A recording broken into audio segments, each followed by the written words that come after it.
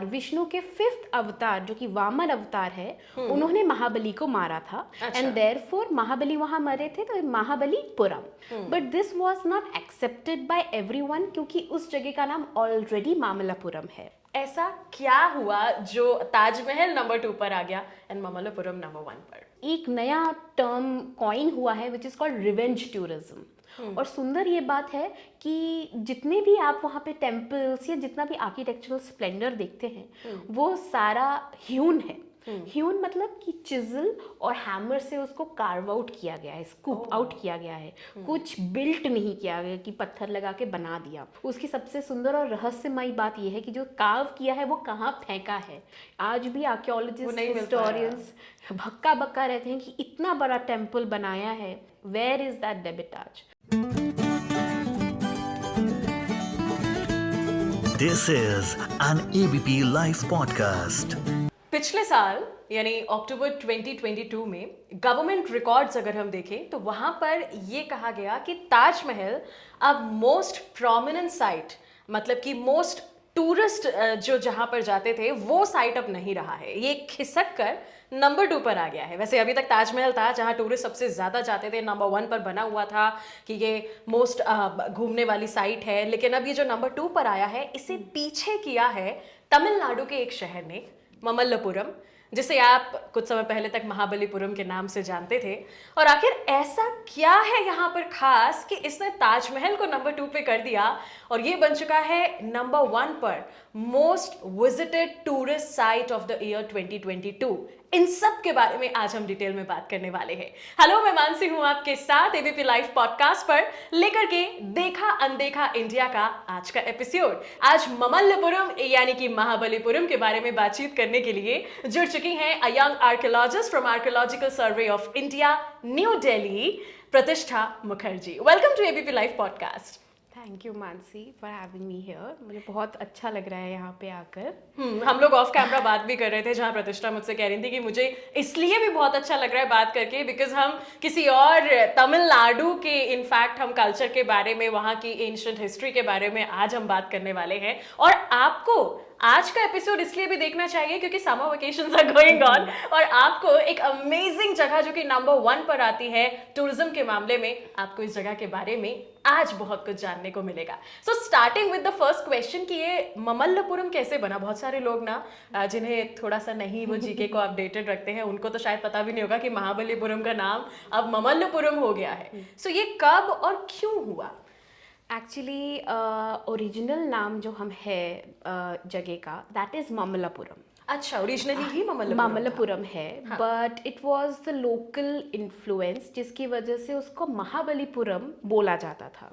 महाबलीपुरम बोलने का जो सिलसिला स्टार्ट होता है वो विजयनगर पीरियड से स्टार्ट होता है, फ्रॉम 14 to 17 सेंचुरी सीई के दौरान। अच्छा, तो वो एक करप्शन बोल सकते हैं नेम का, तो फिर वो ऐसा महाबलीपुरम के नाम से स्टार्ट होता है। महाबली इसलिए क्योंकि एक कहानी है इसके पीछे। कि महाबली जो थे वो एक असुर किंग थे और विष्णु के 5th अवतार जो कि वामन अवतार है, उन्होंने महाबली को मारा था। एंड देयरफॉर महाबली वहां मरे थे, तो Mahabalipuram, so land of Mahabali. But this was not accepted by everyone, क्योंकि उस जगह का नाम ऑलरेडी मामल्लपुरम है। तो फिर अगर आप गजीट भी देखते हैं, Indian gazette, Mamallapuram he accepted है। तो नाम जो ये महाबलीपुरम है वो बाद में लोगों ने यूज करना स्टार्ट किया for their own conveniences. Okay, तो ओरिजिनल इट इज मामल्लपुरम। और हमेशा से ही अगर आप देखें बैक जाएं तो हमारे जो प्रीवियस टेक्स्ट हैं like dating to 1st century CE, हमारे वहाँ पे एक बुक है that is Periplus of the Erythraean sea जिसको बोला जाता है, और एक ग्रीक नेविगेटर ने इस किताब को लिखा था।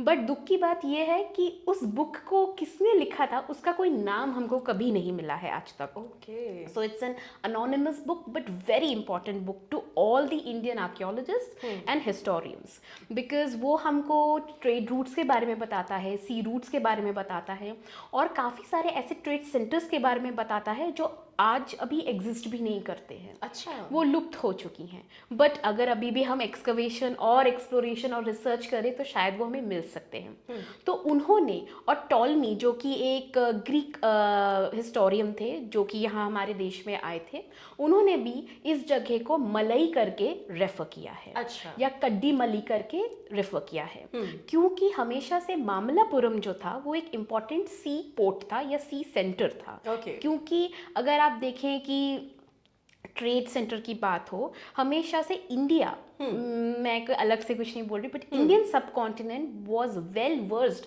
About it's trade routes.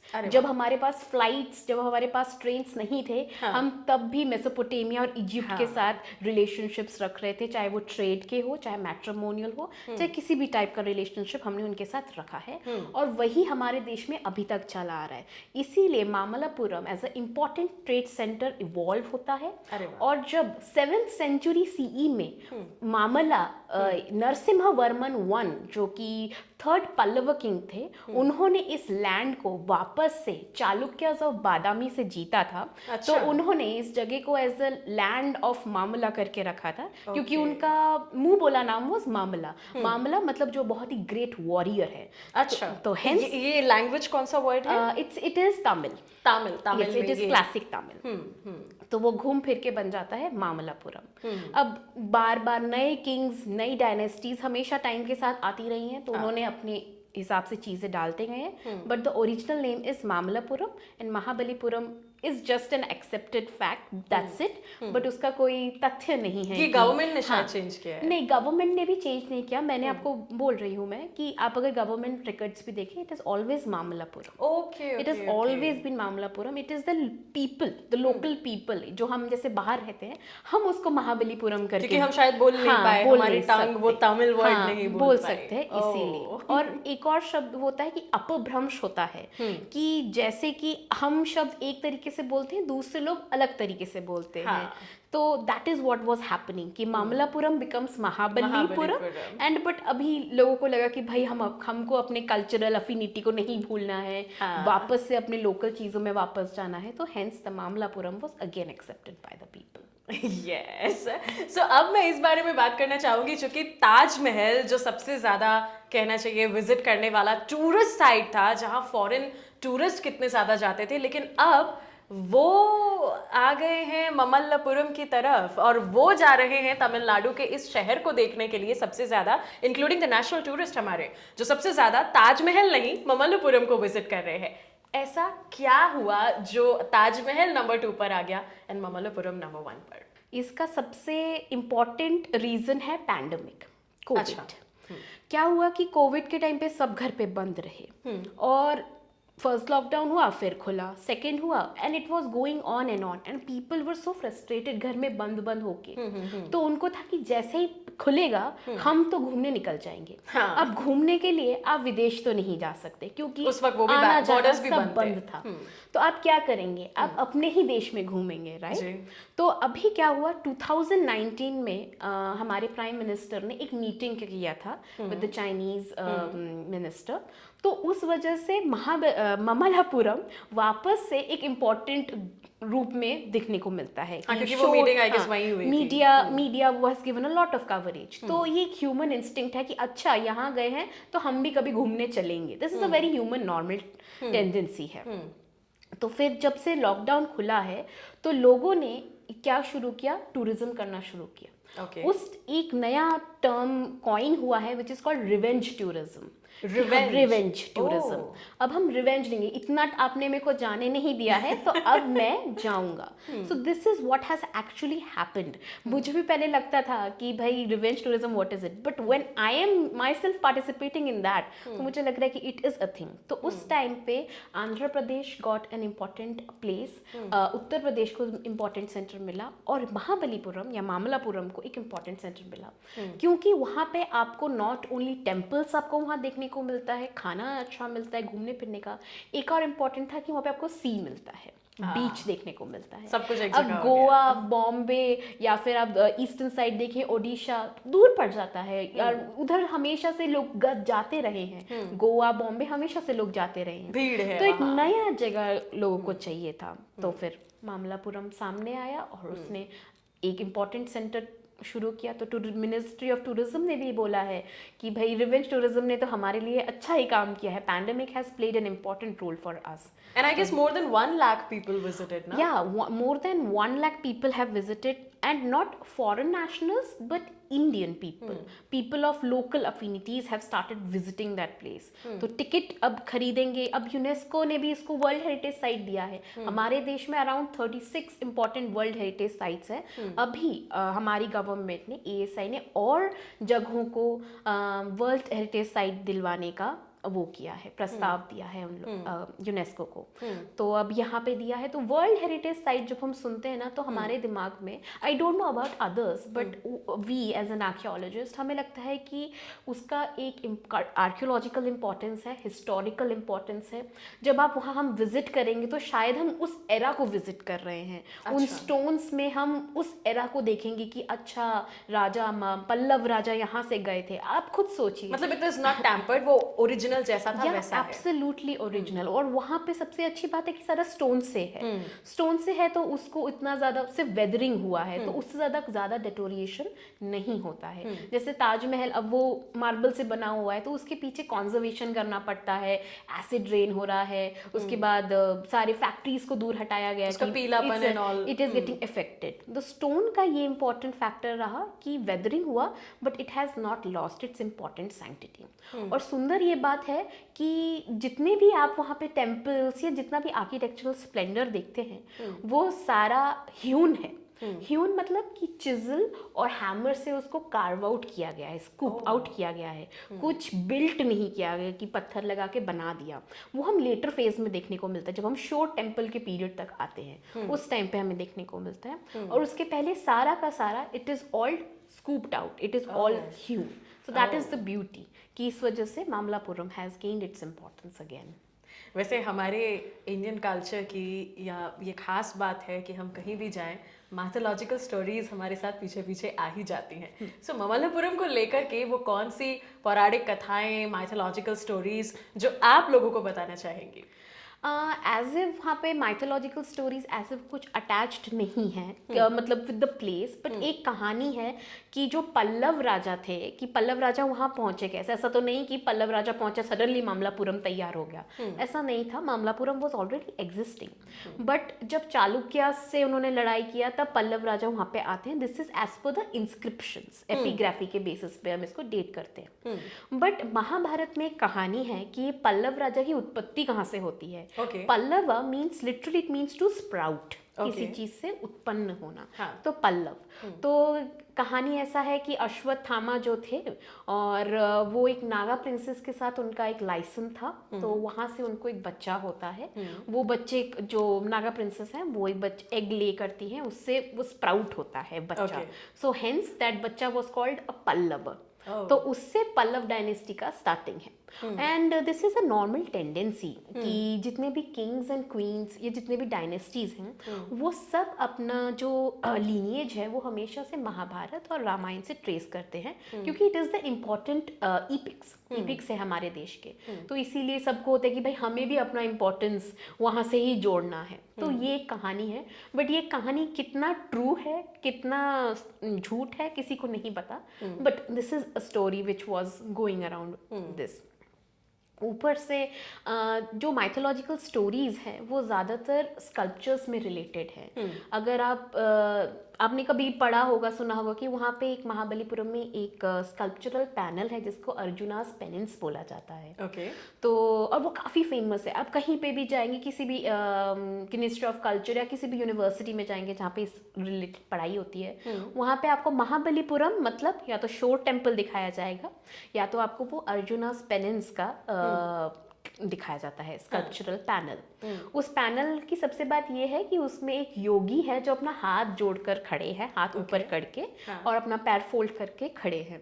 तो उसके साथ बहुत स्टोरीज है। कुछ लोग बोलते हैं कि वो वेरियस स्कॉलर्स ने बहुत सारे इंटरप्रिटेशंस दिए हैं, बट जो फेमस इंटरप्रिटेशंस ये हैं कि अर्जुन को जब शिव जी से पाशुपत वो चाहिए था बिफोर द वॉर, तो उन्होंने उस रूप में हजारों साल तक वो किया था, वहीं पर वर्शिप किया था। तो फिर शिव जी आए थे, उनके साथ लड़ाई हुई थी, वो एक बुल के रूप में आए थे, और बट उनको था कि भाई बुल आया है, मुझे अपने वर्शिप से दूर नहीं होना है, तो वो अपना पूरा ध्यान वर्शिप पे ही लगा के रखते हैं और एक गार्लैंड, एक माला फेंकते हैं, तो देखते हैं कि उनके साथ जो हंटर आया हुआ है उसके गले में पड़ जाता है। तो वो बोलते हैं कि अरे महादेव आप तो खुद यहाँ पे आए हैं। तो फिर वो बोलते हैं कि चलो मैं तुम्हें पाशुपत दे देता हूँ। दूसरा स्टोरी ये आता है कि भागीरथी का स्टोरी, आपने भागीरथ का स्टोरी आपको सुना होगा कि गंगा को वो बुलाने की गए क्योंकि मेरे एंसेस्टर्स की अस्थियां हैं, उसको आप करिए और हमको खुश करिए। तो वहाँ पे क्या है कि पैनल के बीच में क्लेफ्ट बना हुआ है, एक छोटा सा स्पेस है, छोटा नहीं काफी बड़ा स्पेस है। तो काफी सारे लोग कहते हैं कि जब गंगा का अवतरण हुआ था तो वहीं से अवतरण हुआ था। और राजा जब इस स्टोरीज को सुने थे तो उनको था कि मैं यहाँ पे बनाऊंगा और पीछे से जब पानी आएगा तो ऐसा लगेगा कि रियली मतलब गंगा खुद अवतरण करके यहाँ से आई है। तो ये छोटी मोटी कहानियां रिलेटेड हैं, बट मैं एक आर्कियोलॉजिस्ट हूँ और मैं ज्यादा कहानियां नहीं जड़ती हूँ, मेरा काम है फैक्ट्स पे और आर्कियोलॉजिकल एविडेंस पे बात करते हैं। तो जिसका कोई एविडेंस नहीं वो हमारे लिए कोई महत्व नहीं रखता है। बिल्कुल बिल्कुल। सो अब हम बात करना चाहेंगे, चूंकि आपने कहा कि महाबलीपुरम लोगों के लिए शोर टेम्पल और अर्जुन का जो आपने बताया है स्कल्पचर इसी के लिए फेमस है, बट ये शोर टेम्पल क्या है क्या नहीं इन सब के बारे में तो बात करेंगे, बट इसके अलावा भी महाबलीपुरम क्या है। अब मैं चाहूंगी अगर आप इसके हिस्ट्री और इसका जो सिग्निफिकेंस है इस प्लेस का, इस सब के बारे में बताएं।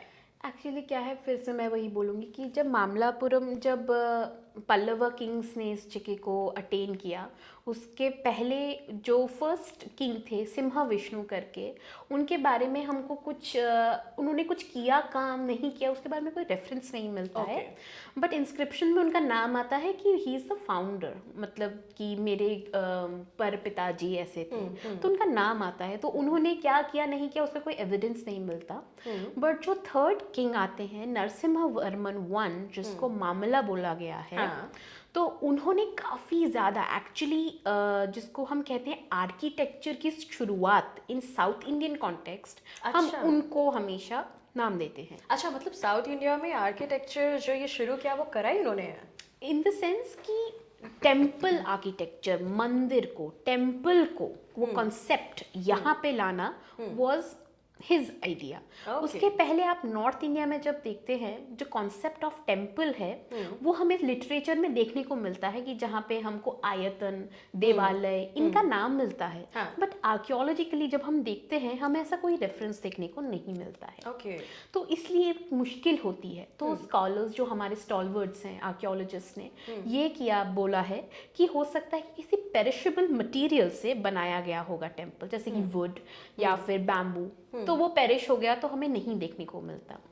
और उसके बाद आता है बुद्धिस्ट आर्किटेक्चर। बुद्धिस्ट ने काफी सारा काम स्टोन पे किया है जी, तो इसलिए वो सरवाइव कर गया।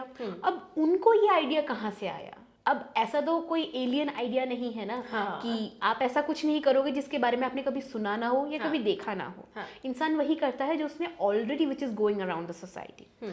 तो अब देयर आर वेरियस स्कॉलर्स जो बोलते हैं कि बुद्धिस्ट ने जो टेम्पल का आइडिया था वो यहाँ से ही उठा के अपने टेम्पल्स को सजाना या अपने चैत्यास या विहारास को सजाना शुरू किया था। क्योंकि बुद्धा जो थे उनको था कि मूर्ति पूजा के वो एकदम खिलाफ थे।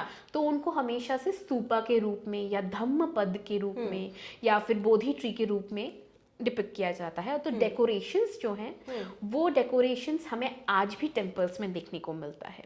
और एंशिएंट पीरियड में ऐसा कुछ नहीं था कि ये मेरा है ये तुम्हारा है। There was a continuous sharing of everything, be it cultures, be it architectural features, be it ideas, everything was shared. ऐसा कोई नहीं था, लड़ाई नहीं था कि तुम बुद्धिस्ट हो मैं हिंदू। रहा होगा बट वो हमें उस समय इतना मुश्किल समय नहीं था। एवरीबॉडी वाज लाइक घुल मिल के रहने वाले लोग, खुश रहते थे। तो अब जब हम टेम्पल की बात करते हैं, मंदिरों की बात करते हैं इन नॉर्थ इंडियन कॉन्टेक्स्ट, सबसे पहले हम देखते हैं भीतरगांव में और दियोगढ़ में। हाँ। और आपको सांची में देखने को मिलता है, सांची में टेम्पल नंबर 17 जिसको हम बोलते हैं, वहाँ पे आपको टेम्पल का क्या है कि एक पिलर्ड हॉल होता है जिसको हम मंडप कहते हैं। हाँ। And it leads to the sanctum sanctorum which is the garbhagriha, जहाँ पे आपको इंपॉर्टेंट डियटी को हम रखते हैं। तो ये सबसे पहले हमको सांची में, देवघर में और आपका भीतरगांव में देखने को मिलता है। बट हम जब साउथ इंडियन कॉन्टेक्स्ट में अपना देखते हैं तो अर्लीस्ट एविडेंस हमको ये 7th to 750 CE के अराउंड देखने को मिलता है in the form of cave temples. Okay. अब क्या है कि केव टेम्पल्स हमको देखने को मिलते हैं, क्योंकि अभी एक ये है कि जहाँ पे जो चीज़ इजीली अवेलेबल है उसी को इस्तेमाल करेंगे। अगर हमारे पास ब्रिक्स नहीं है, ऐसा नहीं कि हम भाई उत्तर प्रदेश से एकदम ब्रिक्स लेकर आके यहाँ घर बनाना जो वहाँ अवेलेबिलिटी होगी, जो अवेलेबल है हम उसी का इस्तेमाल करेंगे। तो स्टोन अवेलेबल था, अब स्टोन को कैसे इस्तेमाल किया जाए, तो उसमें से केव टेम्पल्स को कार्व आउट करना स्टार्ट किया जाता है। उसके बाद केव टेम्पल्स के बाद हमारे पास स्कल्पचरल पैनल्स हमको देखने को मिलते हैं, फिर रॉक कट मोनोलिथिक स्ट्रक्चर्स देखने को मिलते हैं। अभी सब कहेंगे कि एकमात्र मोनोलिथिक जो है which has been scooped out, that is the Kailashnath temple of Ellora. That is an absolute architectural splendour, और उसको भी कार्व आउट किया गया है। बट उसकी सबसे सुंदर और रहस्यमयी बात यह है कि जो कार्व किया है वो कहाँ फेंका है, वो कहाँ गया। आज भी आर्कियोलॉजिस्ट, हिस्टोरियंस भक्का बक्का रहते हैं कि इतना बड़ा टेम्पल बनाया है तो उसका रफ डेबिटाज है वो कहाँ गया है, वेयर इज दैट डेबिटाज। So there are no answers to it, but still researches are going on. People have been doing number of PhDs on findings चल रही है, findings चल रही हैं, but पता नहीं कब होगा। वैसा ही है इंडस स्क्रिप्ट की तरह कि ढूंढे जा रहे हैं बट कोई पैरेलल्स नहीं मिल रहा है। So we are still waiting on it. तो यही है कि वहाँ पे जो स्कूप आउट हुआ है, तो स्कूप आउट करके जो डेबिटाज है that has been found in nearby places only. तो वो हम वहाँ पे शांत हो जाते हैं कि चलो भाई एविडेंस इज देयर। सो ऐसे ऐसे धीरे धीरे ही डेवलपमेंट होता रहा। अब हम जब आर्कियोलॉजी या हिस्ट्री की बात करते हैं, it is always in chronological order. आज अगर जब हम शोर टेम्पल देखते हैं, शोर temple is so big, it is called the land of 7 pagodas. बोलते हैं कि वहाँ पे 7 टेम्पल्स हुआ करते थे एंड ओनली शोर टेम्पल रिमेन्स। तो व्हाई इज द नेम शोर?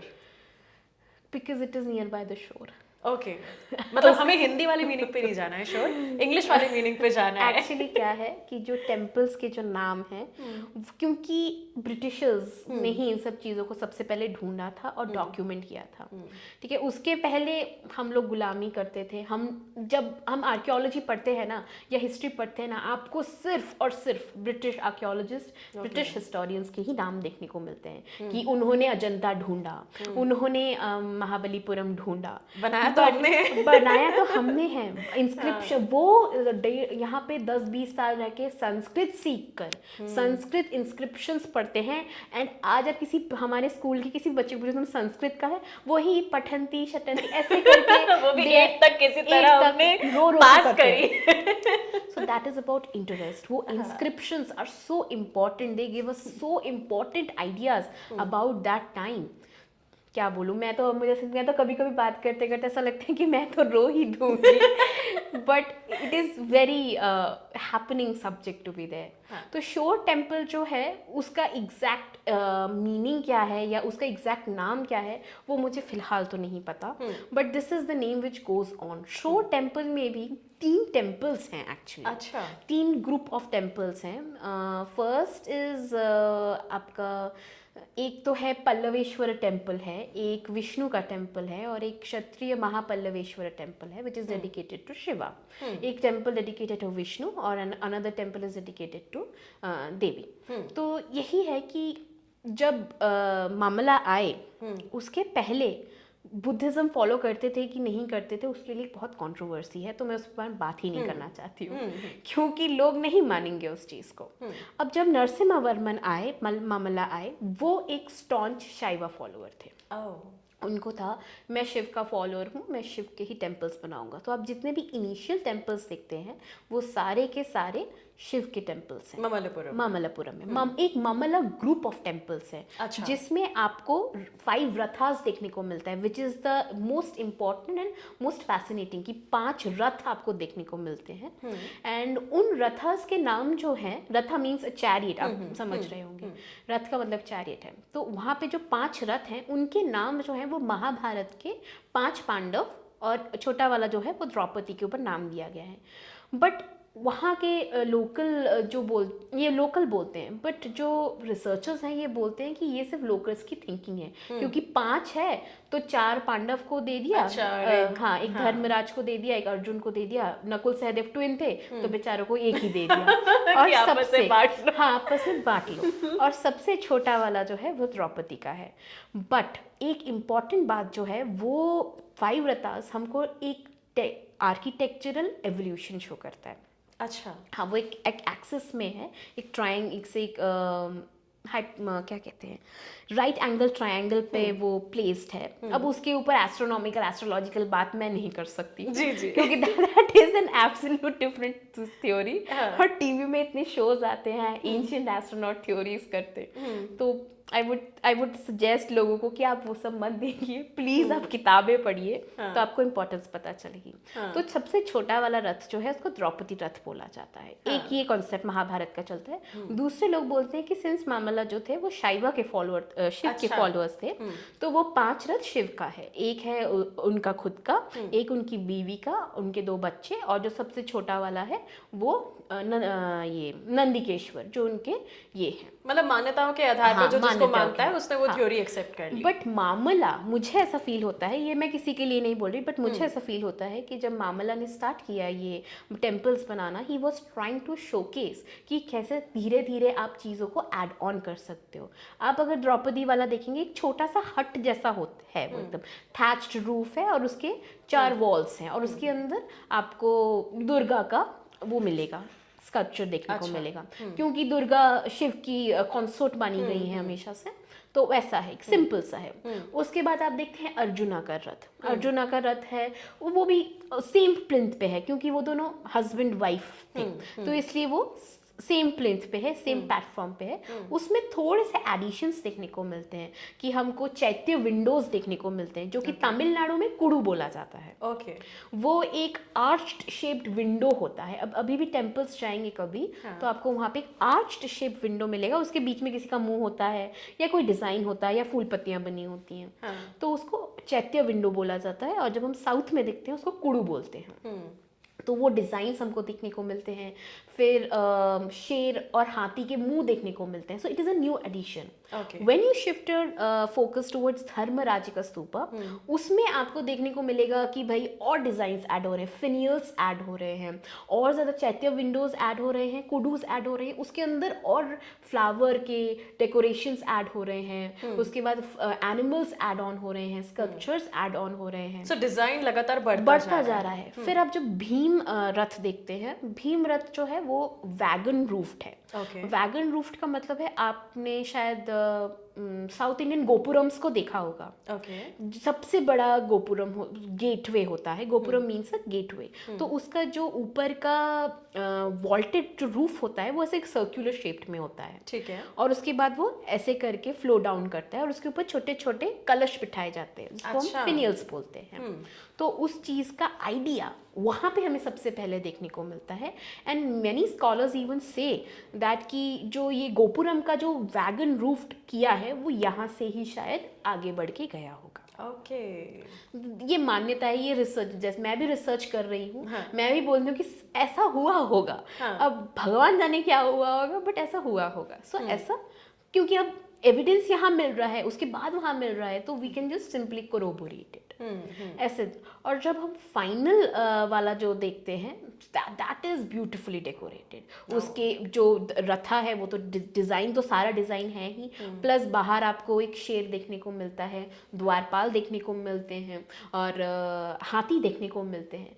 सो हाथी और शेर इसलिए क्योंकि शेर depicts power, it depicts authority, and same time elephant depict करते हैं calmness, intelligence. So this is what the Pallava kings were trying to showcase. कि हमारे अंदर power भी है, but at the same time we are calm, we are focused and intelligent. In fact, the inscriptions also say the same thing. कि Pallav Kings जो थे वो हमेशा से सच बोलते थे. They have always spoken the truth. They were travelers. And they used to take so many adventures. ऊपर से सब बोलते हैं कि चोलाज ने बाहर जाके श्रीलंका के साथ सिलोन बोला गया है इंस्क्रिप्शंस में, सिलोन के साथ, जावा के साथ, इंडोनेशिया के साथ उन्होंने ट्रैवल्स किए हैं. But at the same time Pallavas ने भी किया है. बट पल्लवास को अगेन उतना ज़्यादा इंपॉर्टेंस नहीं दिया गया क्योंकि चोला ने थंजावुर का बृहदेश्वर टेम्पल इतना बड़ा आर्किटेक्चरल स्प्लेंडर बनाया.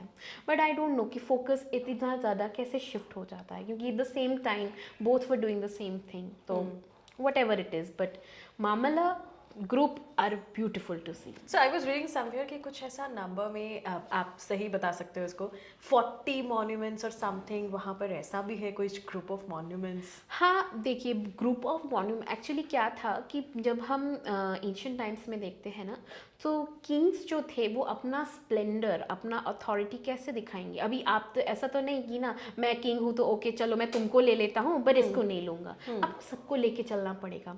सो एक ग्रुप ऑफ टेम्पल्स बनाया जाता है, हमेशा से ग्रुप ऑफ टेम्पल्स बनाया जाता है जिससे कि every one can be included. आप जिसको पूजना चाहते हैं आप वहाँ उसको पूजिए. And those group of temples, again I am repeating myself, not only depict religious affinity but also an architectural evolution. This is the thing कि अब तो 40, अब अगर आप मध्य प्रदेश में जाएंगे, Khajuraho group of temples, that is 128 group of temples, but only few remain. कि सिर्फ कंडरिया महादेव रह गए, लक्ष्मणनाथ टेम्पल रह गए और थोड़े बहुत टेम्पल्स रह गए जो कि मतलब एकदम बचे कुछ हैं. क्योंकि इंडिया में हमेशा से इन्वेशंस होते रहे हैं, चाहे वो रिलीजियस इन्वेशंस हो, चाहे वो पैसों के लिए हो या वेल्थ के लिए हो. तो उन इन्वेशंस के चक्कर में हमेशा चीज़ें खोती गई हैं. जो बच गए वो हमें दिख गए और जो और थोड़े बहुत बचे थे वो ब्रिटिशर्स अपने साथ ले गए. अच्छा, तो ले भी गए? यस. ओह, देसी. how can they take a temple? They actually, that is the beautiful thing. They have not only taken temples, they have, अगर आप पर वो टेम्पल कैसे ले जा सकते? टेम्पल तो मतलब बड़ा बड़ा कुछ होता है. मैडम मैं आपको बात बताती हूँ, ये जो आपका ऑफिस है ना, इसको उठा के कहीं और पे भी शिफ्ट किया जा सकता है, पूरा का पूरा. That is called salvage archaeology. Okay. जब आप एक चीज को हूबहूब उसकी जगह से उठाकर कहीं और लेके जाते हैं, दैट्स इलीगल और illegal? As per the Britishers, it was legal because they were the ruling party. Okay, okay, I got this. वो तो उस वक्त राज कर रहे थे. हाँ, तो यहाँ पे जितने भी इम्पोर्टेंट चीज़ें थी वो यहाँ से लेकर चले गए, चाहे वो स्कल्पचर्स हो, चाहे वो कुछ भी हो, हमारा कल्चर हो, या फिर कुछ कॉइन्स हो, कितनी सारी चीज़ें वो लेकर गए हैं. ठीक है, and they are keeping it in very good way, I would say. But हमारे इससे जो चला गया है, हमने उसको कभी इम्पोर्टेंस भी नहीं दिया है. अभी भी जैसे I am working on my PhD is on a cult which is you know long lost cult. Yaksha के बारे में आपने शायद सुना होगा, यक्ष, नागा, गण. मेरा PhD इसी पे चल रहा है.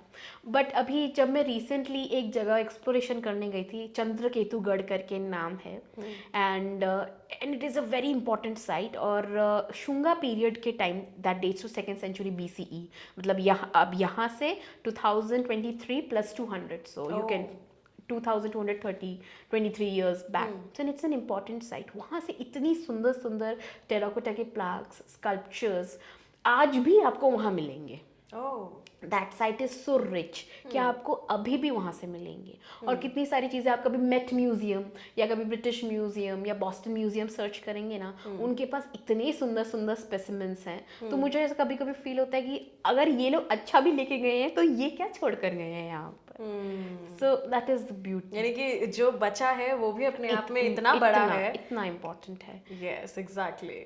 सो आपसे लास्टली मैं यही जानना चाहूँगी, क्योंकि हम ममल्लापुरम के बारे में बात कर रहे हैं, कि कि लोग आखिर क्यों इसे इतना ज़्यादा विजिट कर रहे हैं, इतना ज़्यादा पसंद कर रहे हैं। सो हमने जो डिस्कशन किया, अगर आपको लगता है कि कोई और अट्रैक्शंस इस जगह के रह गए हैं जो इसको सबसे ज़्यादा अट्रैक्ट कर रहे हैं, वो भी आप बता सकते हैं। वहाँ पे अपार्ट फ्रॉम द 5 रथास जो कि मेन अट्रैक्शन है, वहाँ पे काफ़ी सारे केव टेम्पल्स हमको देखने को मिलते हैं जो कि मस्ट विजिट है, क्योंकि आपको वहाँ पे काफ़ी सारा ऐसी चीज़ें देखने को मिलता है कि जो सिर्फ आप सोच सकते हो और वो इंसान ने स्टोन में उस चीज़ को कार्व आउट कैसे कर किया दिया। है। औल्लकनेश्वर टेम्पल है वहाँ पे, वराह टेम्पल है, उसके बाद कृष्णाज बटर बॉल वहाँ पे काफ़ी फेमस हुआ था क्योंकि वो एक बहुत बड़ा सा स्टोन है जो एक एज पे अटका हुआ है and it is not rolling down. Oh, so वो वेदरिंग की वजह से वो वहाँ पे स्थित हो गया है, अटक गया अच्छा। है, तो उसको कृष्णाज बटर बॉल बोला जाता है।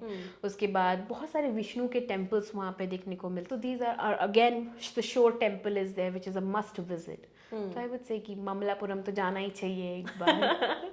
बिल्कुल। And thank you so much प्रतिष्ठा हमारे साथ जुड़ने के लिए एबीपी लाइव पॉडकास्ट पर, और देखा अनदेखा इंडिया के आज के एपिसोड में ममल्लापुरम की खूबसूरती को हम सबके सामने इतनी खूबसूरती से रखने के लिए। थैंक यू सो मच प्रतिष्ठा। Thank you Mansi for having me.